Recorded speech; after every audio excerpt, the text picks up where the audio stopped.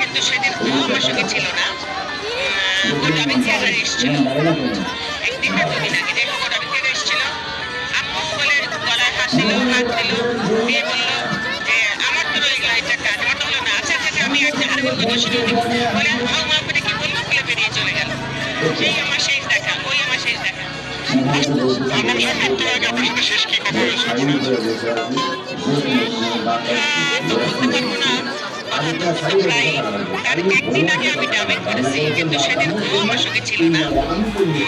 ও dubbing থিয়েটারে এসেছিল একদিন না দুদিন আগে, যাই হোক ও ডাবিং থিয়েটারে এসেছিল। আম্মু বলে গলায় হাত দিল, দিয়ে বলল যে আমার তো রয়ে গেল এটা কাজ। আমার তো বললো না, আচ্ছা আচ্ছা আচ্ছা, আমি একটা আরেকজন কথা শুনে দিব বলে হাউ মাউ করে কি বললো বলে বেরিয়ে চলে গেল। এই আমার শেষ দেখা, ওই আমার শেষ দেখা।